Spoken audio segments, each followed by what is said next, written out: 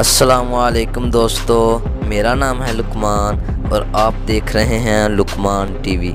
1999 میں ناسا اور امریکی وزارت کی ہیکنگ۔ ایک 15 سالہ لڑکے جوناتھن جیمز نے امریکی خلائی ایجنسی اور دفاع وزارت کے ڈاٹا کو ہیک کر لیا تھا۔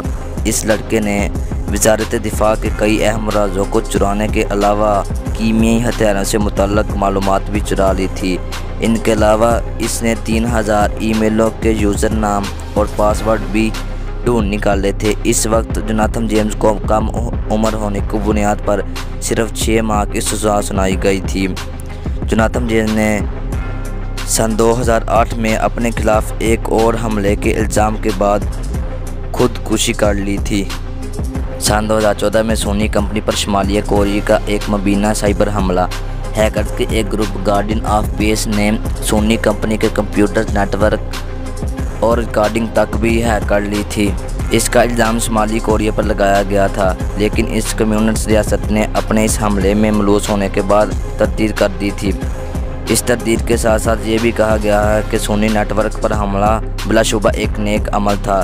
اس حملے کو ایک فلم دی انٹرویو کا جواب قرار دیا گیا تھا۔ اس فلم میں شمالی کوریا کے لیڈر کی اچانک موت ہو جاتی ہے۔ سن 2015 میں یوکرینی گرڈ اسٹیشن کی ہیکنگ۔ یوکرین کے 230,000 لوگ دسمبر 2015 میں کم سے کم 6 گھنٹے تک بجلی کی فراہمی سے محروم رہے تھے۔ اس کی وجہ ہیکرز کا بجلی فراہم کرنے والی 3 بڑی کمپنیوں کے نیٹ ورک ہیک کرنا تھا۔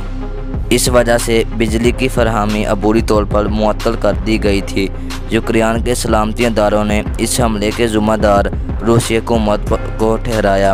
بعض امریکی سیکیورٹی کمپنیوں نے بھی اپنی طرف سے نجیب تفتیش کی اور کہا کہ اس حملے کے پیچھے روسی حکومت کا ہاتھ ہو سکتا ہے۔ دوستو، امید کرتا ہوں آپ کو ہماری یہ ویڈیو پسند آئی ہوگی۔ اپنی رائے کا اظہار کمنٹ باکس میں ضرور کیجیے اور ہمارے چینل کو سبسکرائب کیجیے۔ اب تک کے لیے اتنا ہی، اگلی ویڈیو میں ملیں گے۔ اللہ حافظ۔